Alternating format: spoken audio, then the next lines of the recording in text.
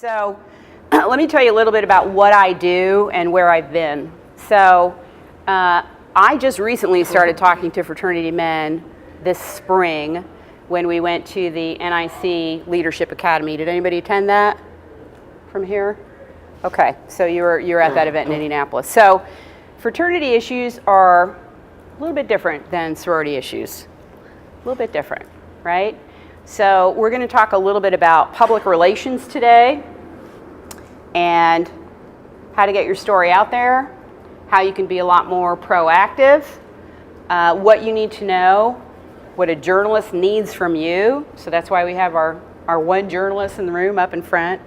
And then also to be able to do this in the most professional way that you possibly can, even about something that's very upsetting to you, your chapter or your group, where you have to kind of separate how you feel about it personally and how you need to project about it professionally, or for your chapter or for your organization. So if we're talking about a brand for your organization, Pi Kappa Alpha, let's start with the pros. What do you consider the positives? And you know them better than anybody. I don't know them at all, except from, an observer looking in. What would they be?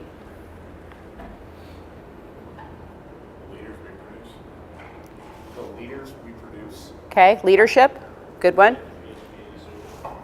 Louder. Community service, got it. Anybody else? Sorry?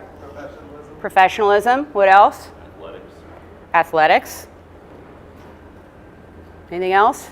Or think about your campus, think about your particular chapter, think about something that you're very proud that your chapter's done. What would be a good brand image thrown out for that?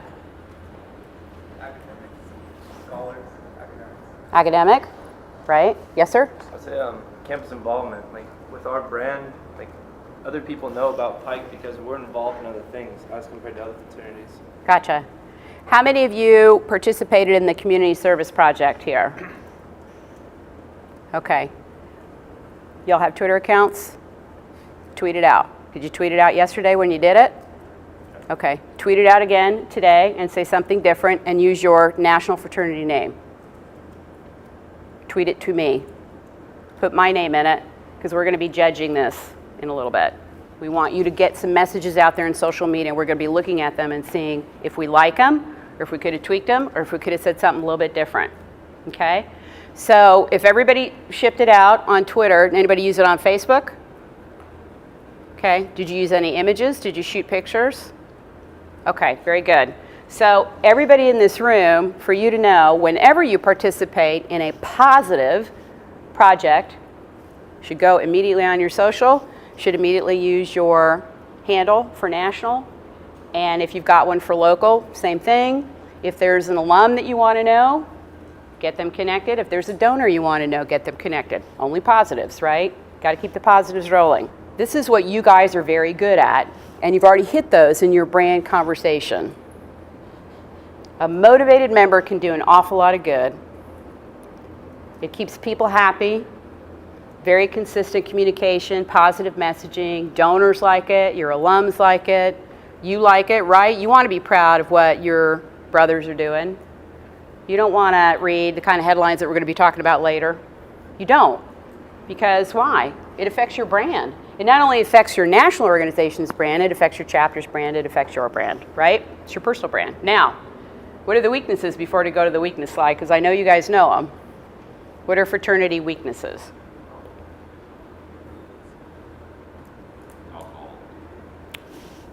Alcohol. Okay, let's take that back to the brand conversation. How many of you took a cab into the hotel? Okay.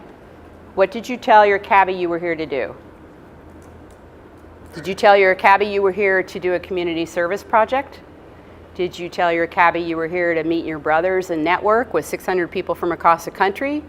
Or did you tell your cabbie you were going to hit Beale Street and go party? Something to think about. Now, maybe the cabbie didn't matter. Maybe the cabbie's not on social media. Maybe the cabbie doesn't care. But guess what? As a consultant coming to your organization to speak to you today, this is what my cabbie told me. He said, "What are you here for?" I said, "Oh, I'm a speaker at the Pi Kappa Alpha conference at the Peabody Hotel." He said, "Oh, yeah." He said, "I've already taken quite a few of those guys to the hotel." I said, well, they're here for, and before I started even say what I was here for, as you have that, little conversation on the way to the hotel, he said, yeah, I've already taken one crew to the liquor store. It's the first thing they wanted to do. Now, let's talk brand. How does that affect your brand? What do people think about that? You, sir. It's going to automatically give you like a negative perception about that organization because that's what you think that revolves around. So what do you guys think? How does that make you feel personally? I don't care. I'm going to Beale Street too. I went to the liquor store first. Doesn't really matter. Does it matter? I guess that's what I'm asking you. Does it matter what a cabbie thinks about your brand? It reinforces the stereotype that we are trying to battle it. Okay, there you go. You're battling it every day, right? Every day you have to deal with that. And these are your weaknesses. Everything someone in this room does, to your right, to your left, behind you, and in front of you, reflects on what you do, your personal and core values, and your organization's. You guys are a lot younger than I am, and I know that you're living life a lot differently than I am. I can tell because of the way the hotel is going, the energy in the place. I would be in bed by 10 o'clock at night. You guys are still going to be out looking for stuff to do, hanging out, coming in, playing music, whatever you do. But the bottom line is everything you do creates a perception of who you are. So as I was getting off the elevator to come in here, a woman said to me, who are all those guys? So I thought, all right, this conversation could go one of two ways, right? It could go badly or it could go well. And luckily it went well because I said, well, they're Pi Kappa Alpha. She said, what is that? I said, that's a fraternity. And she said, oh, impressive. Why do you think she said impressive? Y'all wearing suits. Well, not everybody, but most people are wearing suits. So that's kind of an impressive thing to see hundreds of guys wearing a suit, right? Because you look professional, you're here doing a certain thing, and you have all these name tags on, so it's telling people what you are and what you do, and people are watching you. So even at a conference, you got eyeballs on you all the time. This is what you ask yourself when you're going through media stuff. What are the legitimate expectations of those who matter to us most? And you can even rank those in a priority. Is it your chapter president? Is it your advisory board? Are they the alums that you hang out with? Are they your donors? Who are those people? And why are they most important? Or are they all important because they're constituents and stakeholders? If they're all important, then they all matter and they're all in the same stratosphere. And then the thing to ask yourself is, and we can run a few scenarios here, what would a reasonable person do in a similar circumstance? What would a reasonable person do? It doesn't even need to be what my dad would tell me to do or what my national organization would tell me to do. It's like your gut. Your gut is usually the best thing to go on, and it's practical and it's common sense. What would a reasonable person do? So, campus media. How many of you work with campus media at all in this room? Come on. 3 of you, 2 of you, 4 of you? All right. So that's not great. How come there aren't more of you talking to campus media? Not really campus media. You don't have any campus media? Not that prominent. Okay. But do most of you have campus media, like a newspaper? Why aren't you talking to them? Nothing newsworthy? Come on, I know you got newsworthy stuff to talk about. Yes, sir. We submit articles to them, they just don't put anything in the paper. They do not? They don't carry it. Have you ever asked why? Not my term. Okay. So what did we just say about talking to the person that you're not getting a response from? How come you're not carrying that stuff? Is there something else we can do to make it more newsworthy to you? Is there a reason that, are we not meeting your deadline? Are we off the calendar some way? And I don't know what you've been sending, so difficult to say why they're not getting picked up. So that's an important thing to say, right? So everybody who does community service on their campus, and you all do community service, right? It's a tenet of what you do. Everybody does community service, right? Everybody? Okay, why aren't you getting news out of it? Anybody covering it? Anybody talking about it? It's the best story you have to tell, and you're not telling it. Why are you not telling it? Everybody in this room has a great story to tell, and you're not telling it. How come? What's holding you back? Share, tell me, what's holding you back? Why not? Okay, that's a legitimate, I don't have a campus media, I don't have a presence. What else is holding you back? Maybe we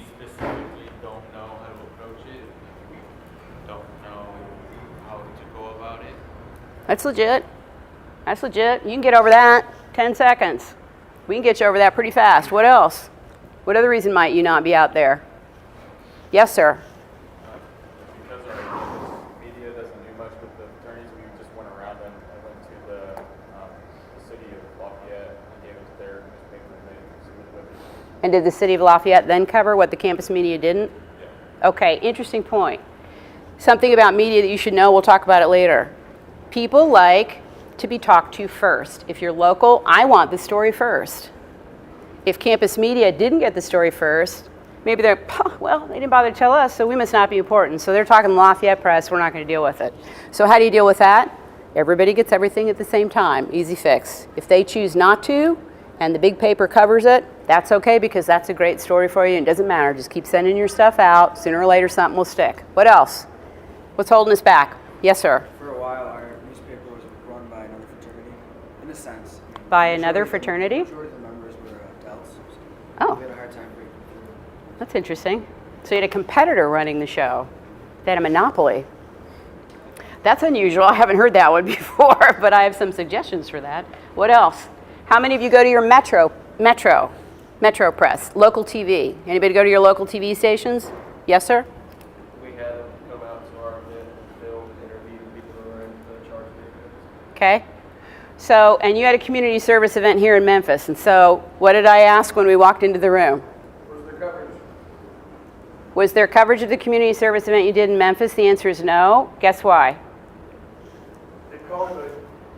Oops. We just didn't tell anybody. We forgot. We're busy. We're planning a conference. Very legit, right? We got 600 people coming into town. We got a lot of stuff to do. We didn't do it. And plus, the event itself was very important. So media kind of fell in the priority of something to do. That's okay. That's not your job. That's not your full-time job to contact media and to say, cover us. We're doing really great deeds out here. But guess what it does in the balance of things when you're talking about social media and how stuff happens? You start to, again, regain control over the conversation. People are saying more positive things about your brand and about you, and the negatives start to fall away. If you're not in that conversation, gentlemen, the negatives will always supersede, and the positives will never be told. It's like the tree falling in the woods and nobody there to see it, hear it. It means it probably didn't happen at all. Now, how do you fix what happened with no media coverage here? Doesn't mean you still can't talk to the media and send them an update. This is what we did. You've got pictures. You can send them pictures. Maybe they'll run it. Probably they won't. But that means you can take it home, go back to your social media chain, which is your chapter network, and say, hey, look at this cool project that we did in Memphis. Let's talk about how we can do something like that right here, because you're already doing cool public service projects. Everybody's doing them. The fact of the matter that that stuff doesn't get covered just annoys me like to no end. And I think it's partly our own fault because we're just not telling anybody about it. Right? The minute we start talking to people and creating these relationships, it's going to be a better deal. So why? News is local. So the fact that you guys are from out of town, you're not local, but Pi Kappa Alpha is local. And because you're in town for a Pi Kappa Alpha event, that's local news, that's a local story. Right? And if they said, well, you know, it's a bunch of out-of-towners, I don't know, we got other stuff going on today, you can say, let me get you the guys who are local from Tennessee or from Memphis, if you want to localize the story even more. So everything's local, right? I mean, when you got your story in Lafayette, you had a local story, right? Local story, local angle, local news. All got to be local. Okay, so who has a crisis team in place at their fraternity? This is important for us to know, especially these folks in the front row. Who has a crisis team in place? 1, 2, 3, 4. 5-ish. Got a hand wave there. So why don't you have a crisis team in place? Haven't had a crisis. That's okay. If you haven't had a crisis, why would you have a crisis team in place? I thought you asked. Oh. I thought you said why we have a crisis team in place. Oh, no. Well, why do you? You must have case had there's a one? crisis. Or in case. Okay, so that's pre. Yes, sir. I mean, basically, the exact course work is everyone's crisis team. You don't have an official because that's who they're going to look to in the situation anyway. Yeah. Start from there. That's what we do. And I don't know the size of the chapters in this room. I mean, I don't know if you guys are from small chapters or from large chapters, but the bottom line is, this is true of even in corporations. Small businesses to large businesses have crisis comm teams. Small companies like mine have redundancies built in. So God forbid I get hit by a bus or something happens in my social media, there's somebody in place to take care of it or take it over or step in line for clients. Same thing with your social. All right, now here's a touchy one about social. How many people know the admin passwords for all their social operated by your chapter? Oh, that's a problem.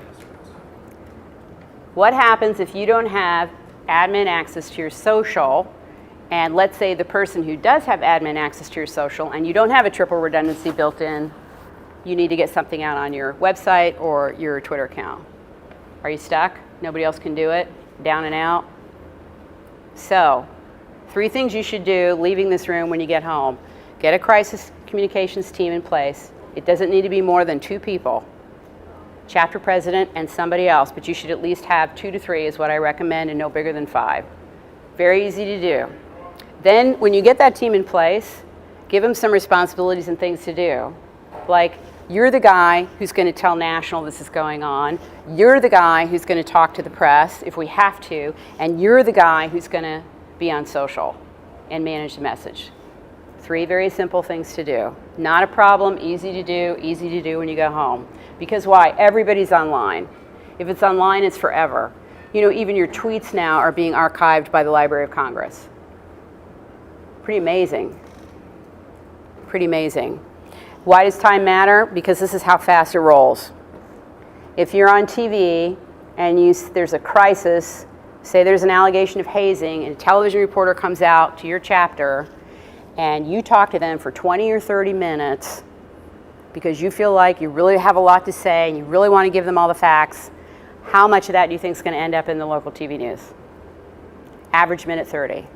If they interview 3 people, let's say there's a hazing allegation, who's going to get interviewed? Your chapter, somebody at your chapter, usually the university and or the local police. That's 3 people interviewed for a minute 30.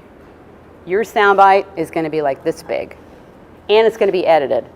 So that's why you also have to be very careful about how to wrap your head around getting that information out quickly, declaratively, simply, and truthfully.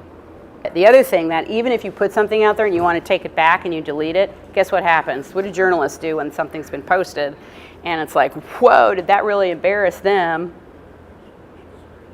Screenshot. What do they do with the screenshot? Put it in an article. Where's the article go? Online. So even if you've deleted it, it's there forever. Something to think about when you're out there in social media. So this is the way it used to be for old school people like me, right? Facebook was a book. Pinterest was actually a bulletin board. I mean, all this stuff where you guys are on top of the game because you're in social media, you know where things need to be and how fast things go. So that's why you're an asset here, because you can make things happen very quickly on the proactive side, the good PR side, and pushing your message out for things like community service. Social. This is how fast social goes. I was in the airport the other day and I was looking at the cover of I think it was Forbes or something, and already one of these numbers is out of date. That's how fast those numbers get out of date, and it's crazy. So for anybody who's not on Google+, in case you're not thinking about that one, Google+ is now way ahead of Twitter, pushing ahead of Twitter. So as soon as we get really, really comfortable with a platform, we start to move into another platform, and then another platform kind of takes over. So we're going to do a do list and a don't list. So here's your do list. Anybody get emails, phone calls, tweets from media? What do you generally do when you get them? I forward my PR chair. Okay. But you try to make sure you get back to them as soon as you can, right? So you don't dodge it. You get back as soon as you can. If you don't know what they want, you say, I'll get back to you as soon as I can. What's your deadline? What's your deadline is always the magic phrase. What's your deadline? Why? Because probably you're dealing with mostly student journalists, so they have classes, they have other stuff they got to deal with. You've got classes, you've got other stuff you've got to deal with, right? So that's the struggle. You got to juggle that stuff around and get to where you need to go. Also, use somebody who's comfortable. If somebody says, I don't want to talk to the media, don't use them. Use somebody who's more comfortable talking to the media and who will feel comfortable doing an interview. And an interview is all about very simple things. What are they, Mr. Journalist in the front row? What are the 5 things people ask you? Not sure about that. Who, what, why, when, where, and how? Who, what, why, when, where, and how. That's all they need to know. When is the event? Who's participating? How's it going to be conducted? Da, da, da, da, da. Formula. It's a formula, and it's as simple as that, because news is all about those questions. The other thing people do a lot is, like, say, for example, you'll take a phone call. Maybe it is a crisis comm situation. You'll call national, and you go, you know what? The local TV station called. What local TV station? I don't remember. It was a guy named Jim. What Jim? Jim who? Jim. It might be Channel 14. What's Channel 14? What's the affiliate? Is that CBS or NBC? Nobody thinks like that when they're talking to somebody to gather up that information, but it's important stuff to gather, because why? Maybe your national organization needs to monitor the situation. Maybe you need to monitor the situation. Maybe you need to follow up more with who that John or Jim was from the local TV station. And then also ask, where's it going to go?